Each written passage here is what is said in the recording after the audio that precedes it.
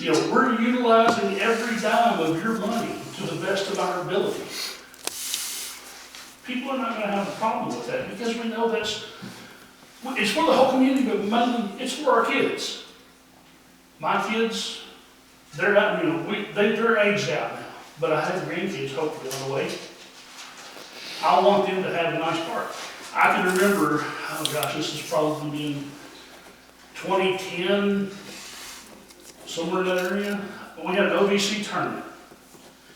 And the director at that time asked me to come out and do some photography because I had the ability to print on site.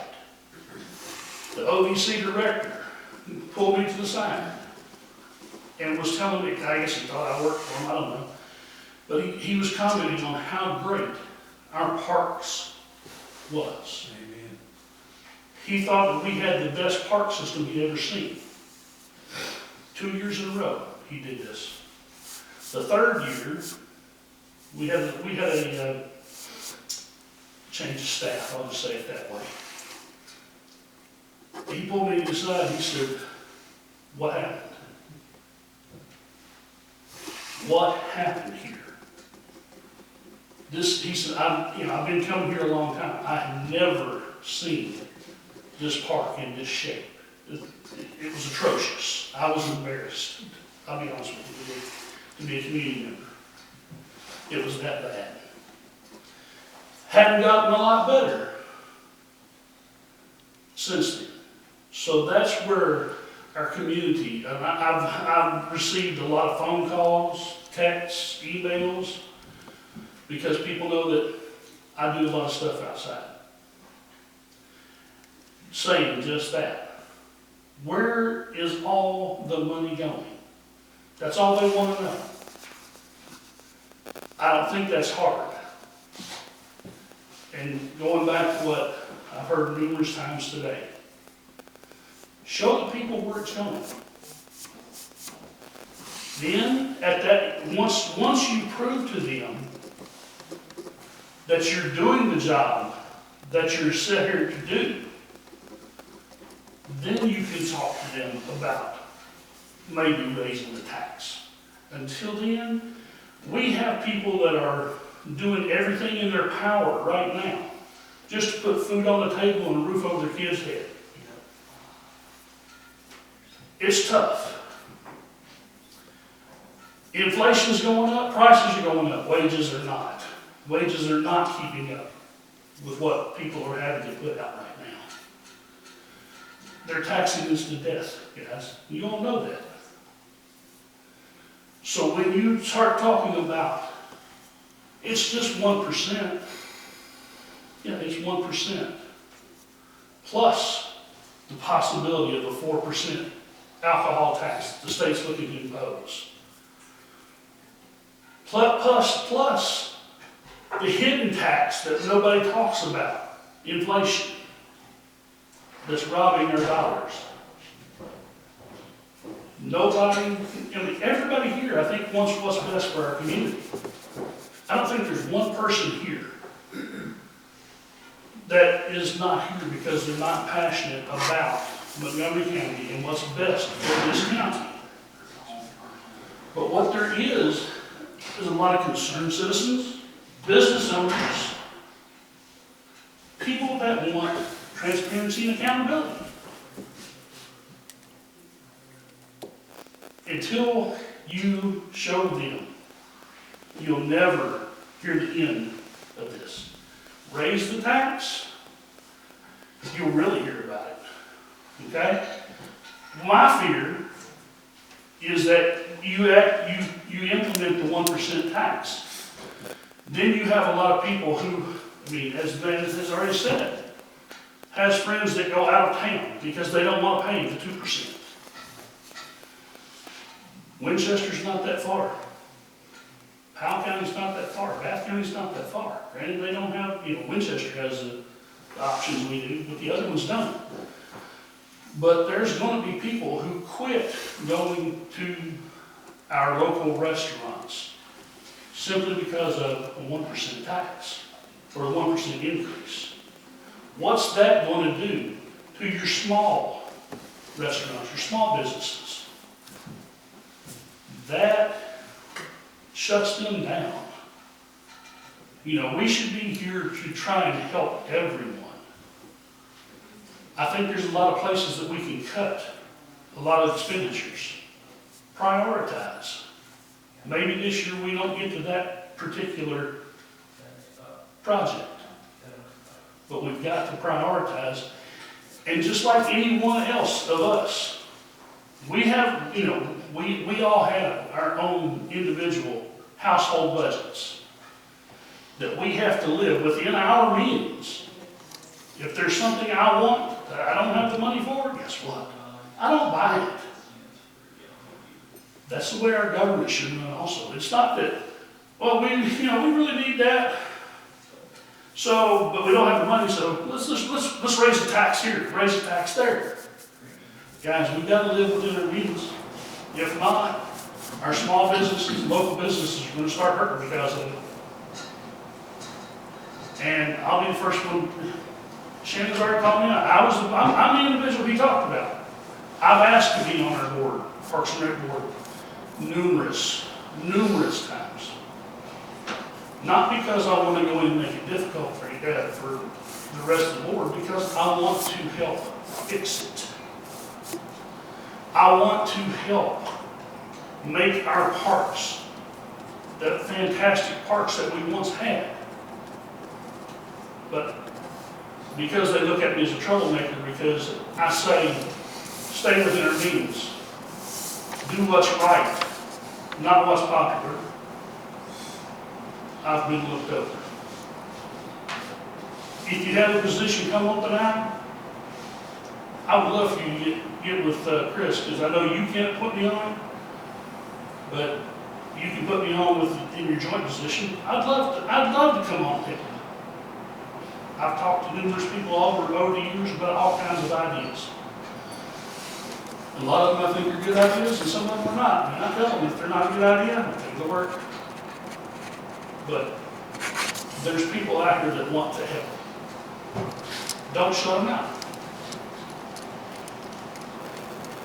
This tax is not the right time. It is not the right time. There's too many people hurting right now, just trying to get by. We cannot hurt our public anymore. Live within our means. Thank you. Okay, thanks, Joey. And yes, you're correct. As a county resident, I don't appoint county residents, but I can put in a good word for you with the judge. And have you spoken to the judge about? What's that? I thought you and Chris had. We do. We have one joint position. So yeah. That happens to come open. We'll put your name on the list as someone who's interested. I promise you that. And Joey, I'll say, you said accountability and transparency. Absolutely. You're the public. You're welcome at every one of those meetings. You ask whatever questions you want. If there's a document that you want to see, they need to be able to provide that to you. So I agree with you on that. And then I do want to just say, yes, we don't take any of this lightly. And I would hate that anyone in our community feels they need to drive to another jurisdiction to prove a point. Now, well, Powell County has 3%. Owensville has, same as we do, 2%. So other communities, every community makes their own decisions, what's in their best interest. But my point of that is I would hate if any of our citizens felt that they wanted to go to another community and spend money to help their parks and rec. So. But anyway, all well taken. Thank you for your comments. Yes, Adam. I'd like to add to what Joey mentioned there about traveling to other counties. I expressed the feel I do not envy his position. He's coming in on the wrong end, like 100%. he's coming in on like the end of Joker Phillips here. Not a good place to be in. I don't envy him, and again, I thank you for stepping in to do that. I also expressed interest in serving on the Parks and Rec board, so you got 2 spots come up, I'm in with Joe. He's only got one he can do with. We'll put both those names. We'll make sure the judge knows both your names, all right? Adam and Joey, I got you here. Chris knows. Okay. And now I do want to reiterate, this is not a personal attack against Albites. Yeah, and listen, I just said that. I'm trying, I've got 5 pieces of paper. I'm trying to shuffle it. I'm trying to look up an ordinance, trying to answer 3 questions at once. So I'm on a hot seat. I'm doing the best I can, folks. So I appreciate you being a little patient and showing me a little grace today. So, yes. To my original point, but the downfall of our youth sports programs, a lot of that was the prices went up. There was a lack of effort put toward actually teaching the kids anything. It was more or less getting them out to do something. But I understand that, and kids need to get off PlayStations and Xboxes. I get all that. But our Parks and Rec system, our sports program should be a feeder system to our middle school and to our high school. If they are not getting a fundamental teaching at a young age, then we see the results of having to bring other talent in from elsewhere to be competitive at the high school level. Personally, I grew up, I played basketball here, graduated in '94, 2 year later. With the exception of my senior year, we were all homegrown. Everyone here had a foundation that was built on that got us to the heights that we ended up getting in '96 when we went to our first state tournament in basketball, boys. That made me proud of being in this community because they were homegrown boys that done that. As I expressed the field, that's where we need to get back to develop these kids, to give them the opportunities instead of cutting it down, putting forth the effort into kids, investing that time and those resources into our children. Because my daughter, she hates it here. She goes to school in Moorhead right now. She doesn't want to come back. Now I have to question why. And that's heartbreaking for me. This is my home. I grew up here. My son, he's the same way. He's a sophomore in high school right now. He doesn't want to stay here. A lot of it is because of the politics in this county. How he was treated during Parson Grant. The coaching, daddy ball. There's no foundation that these kids, there's no roots that they can have here. You're not going to stay in somewhere where you've had a bad experience. So we need to get back to this. To build this community, we need to be thinking of the future, not just what we need right now, but the kids coming up. My kids and our grandkids, our great-grandkids. Those are our future. Those are who we need to be worried about. Absolutely. Yeah. But during that downfall or the decline in our youth sports system,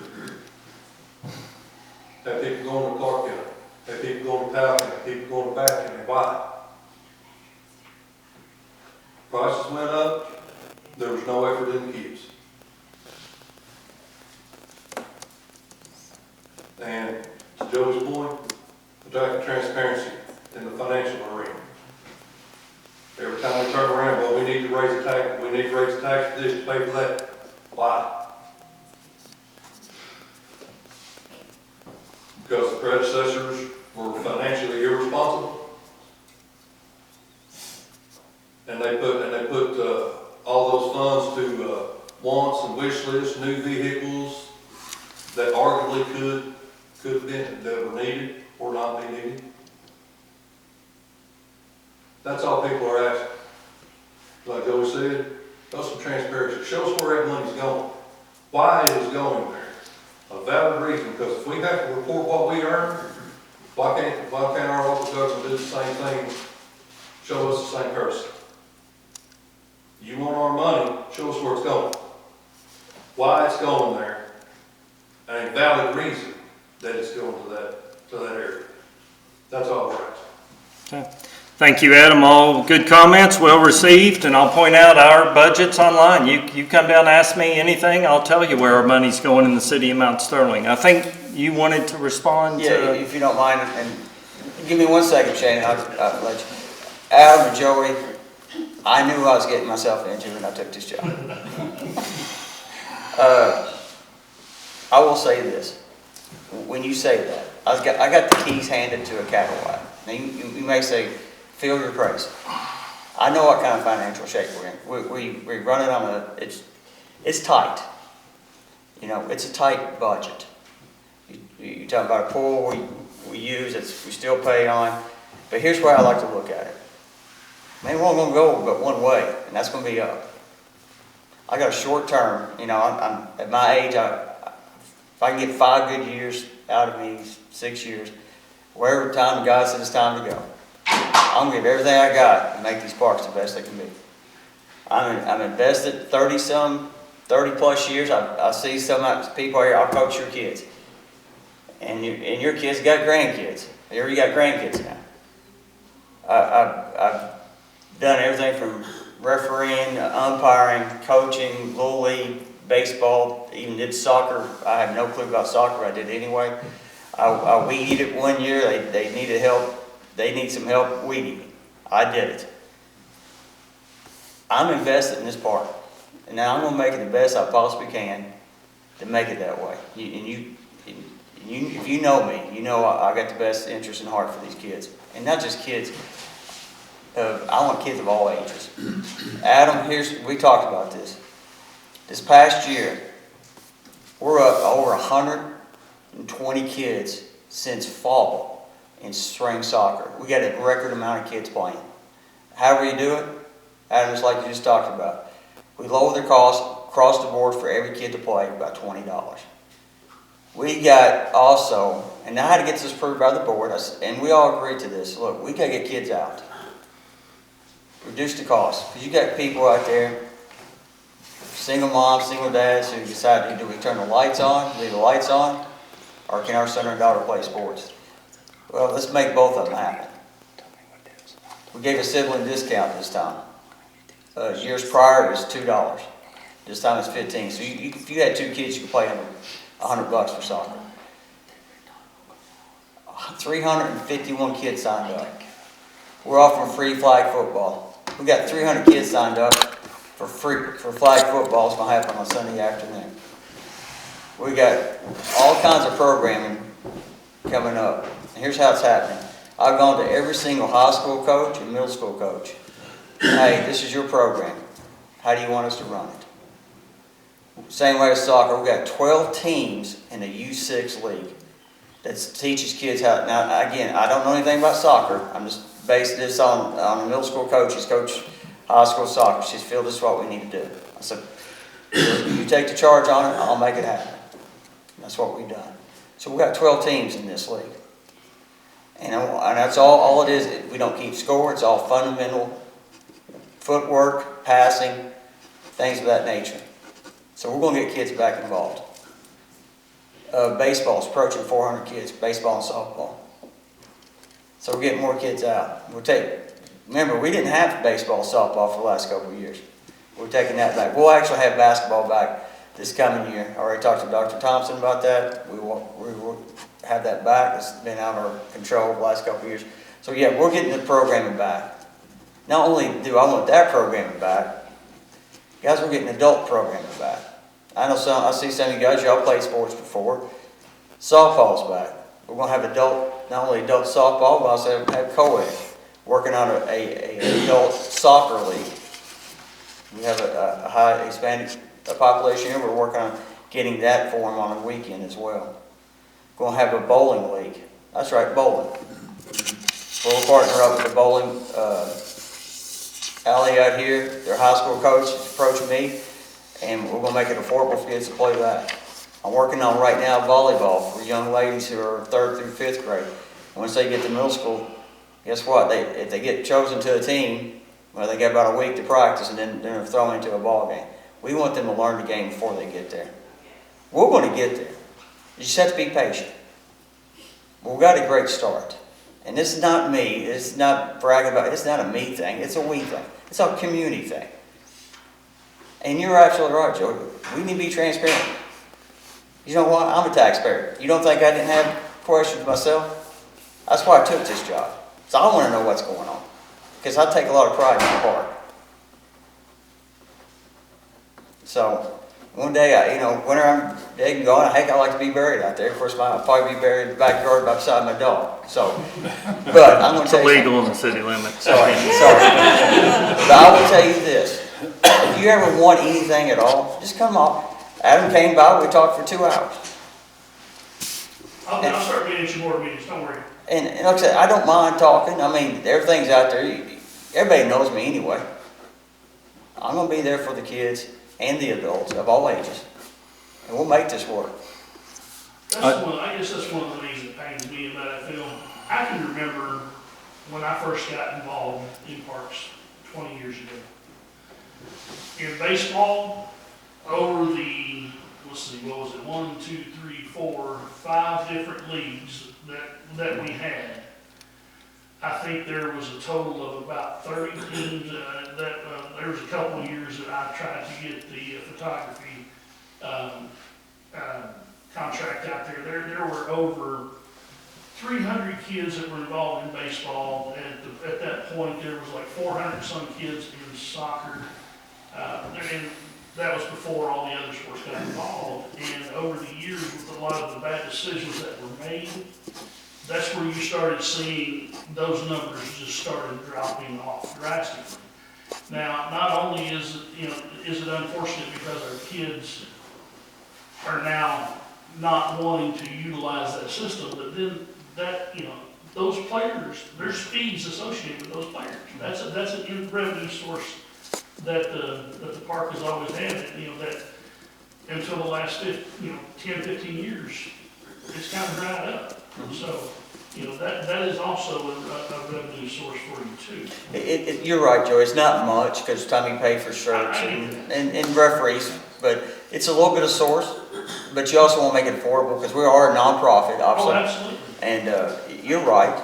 And I applaud you for dropping the prices. It's long overdue, to be honest. They've gotten ridiculous. It's embarrassing. I've talked to several people, and I think you have a lot of really good ideas. And like I said, I haven't been able to get out there yet, but it's coming. You're going to start seeing it. So I applaud you, sir. I know you're in a very tough position. That's okay. So, but that's the thing. As a community, we all work together. We can make it work. But taxing everybody's not the solution. Okay, Henry, did you have something else? Yeah, I just like to comment, everything seems to have been focused on recreation, which I love. I'm wholehearted in favor of it. But one of my other concerns in Montgomery County is the Historical Society.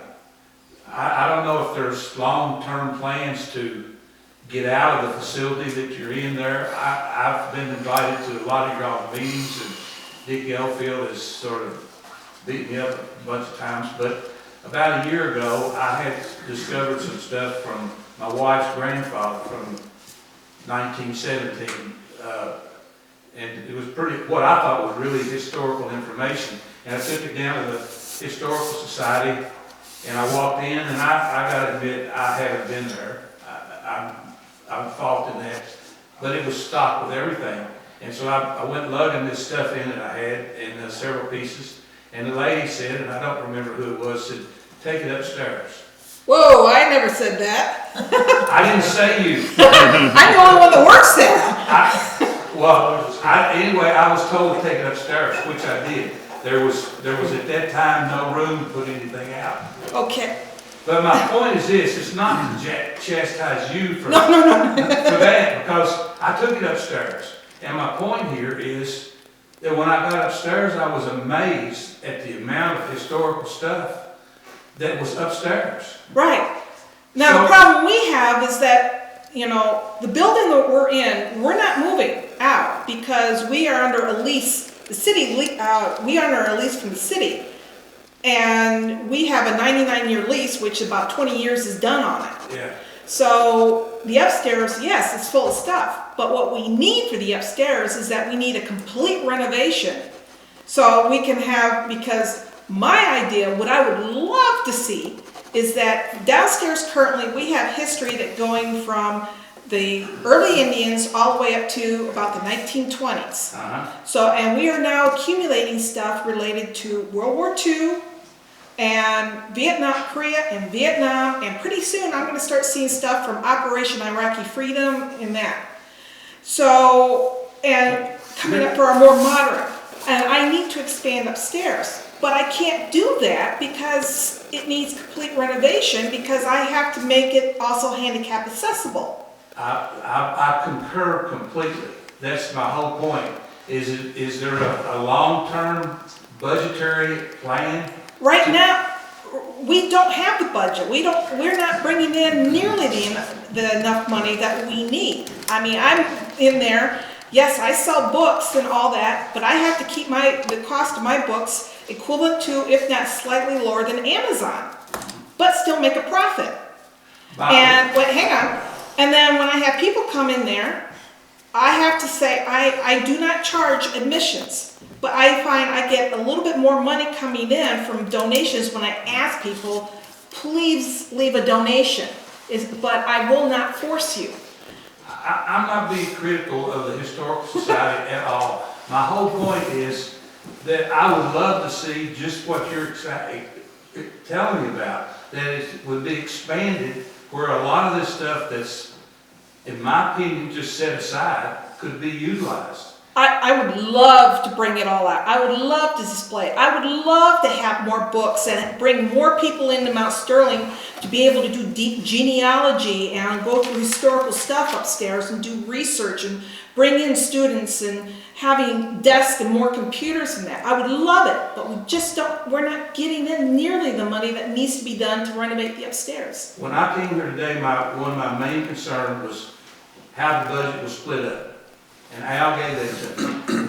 My hope was that it would be 95% recreation, the rest of it is Historical Society. It didn't work out that way, but that's just my preference. That's the two areas. So you're sitting here, you're listening to all this about recreation, and I just wanted to throw 2 cents worth in that in this increase, that you're going to benefit it as well as recreation. And in my opinion, we've got a lot of history here in this county that we just can't display.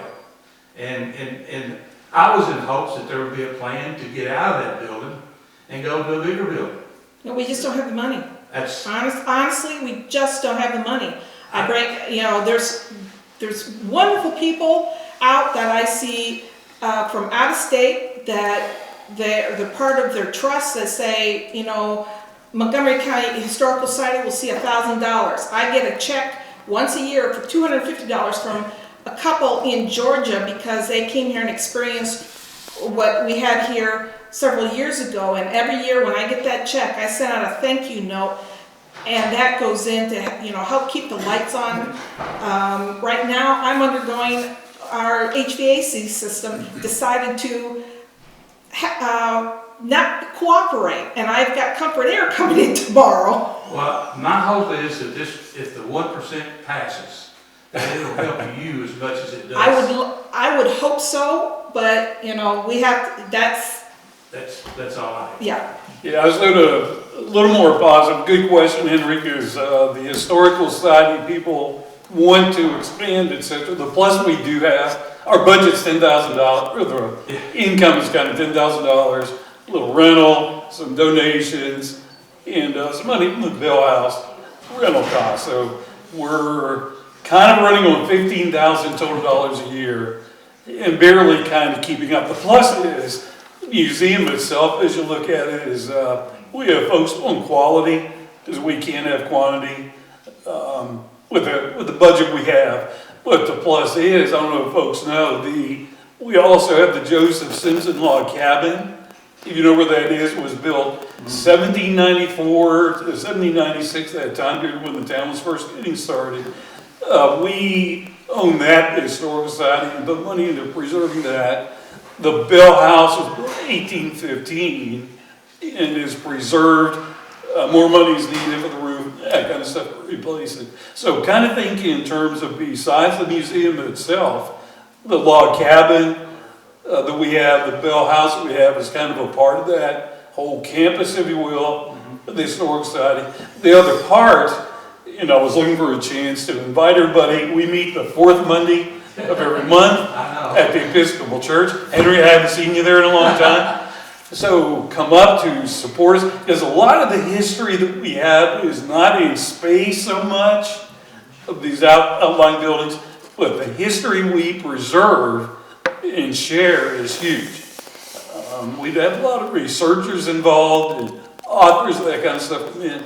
Put on your calendars the fourth Monday of every month, to come to the Episcopal Church, potluck at 6 o'clock, come bring whatever. Hey, we just throw it together.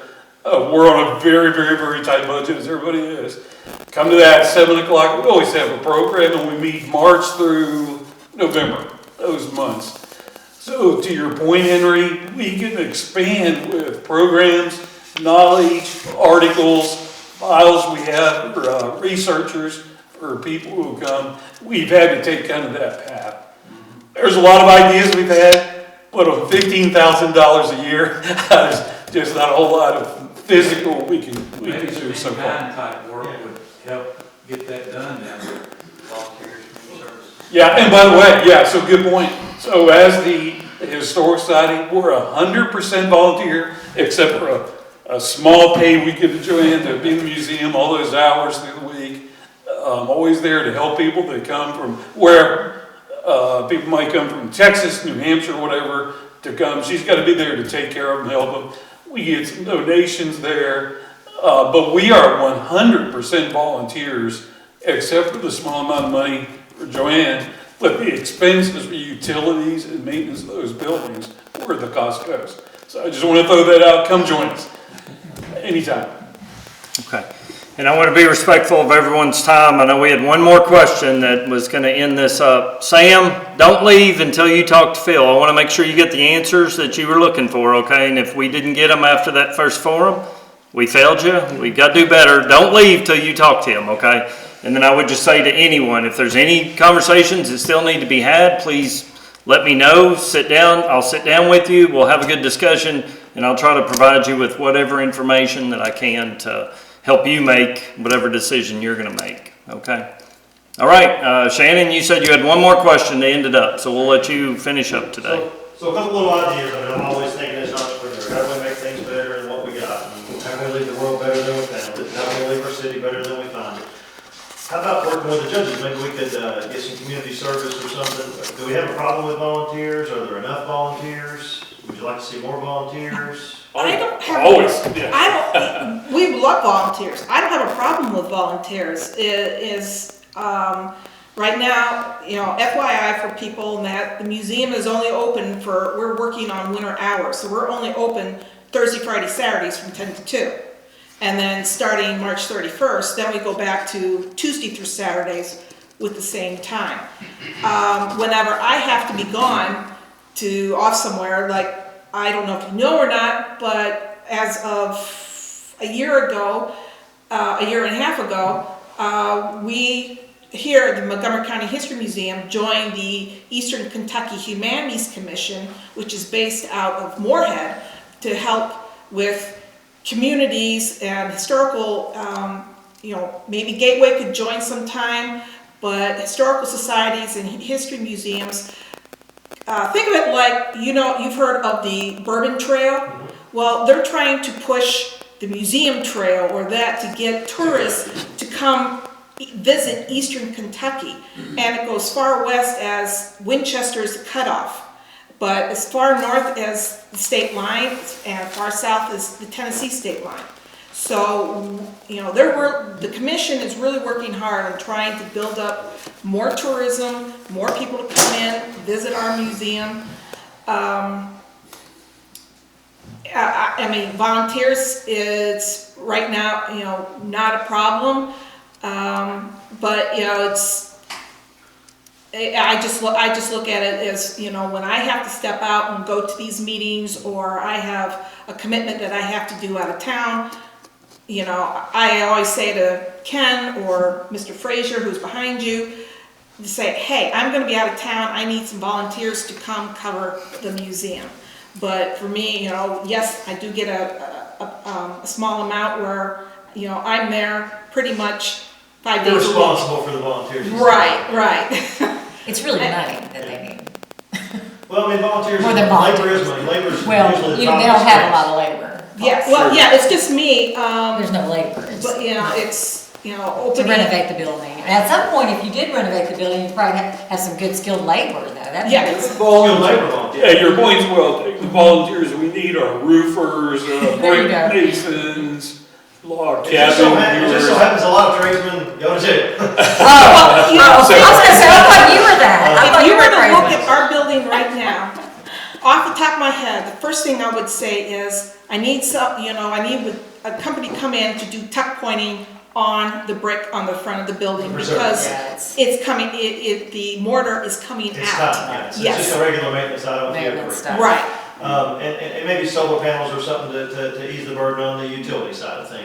would be- well, I believe I share, you know, we share utilities, because, the electrical happens, we have the inside, but we also share the outside lamp that's outside of our building. So we pay a percentage of the electrical bill quarterly, and the city has the other percentage.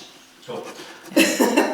Didn't want to go that in depth, but Yeah. thank you very much, because I mean, I'm really good at recruitment. If I can recruit, you know, like, I'm working on some programs to create some inmate labor forces for local government, to ease the burden for our local governments, and not just here, but statewide. So, that was just something, thank you very much, because, I mean, there's a lot of inmates, a lot of people that go to jail that aren't a threat to society. They didn't have the money to pay their child support, or this or that, and they want to repay, and they should repay society. I think if you're incarcerated, that you should have to repay those incarceration costs. I think if you're on a government program that helps you, that at some point you should have to repay those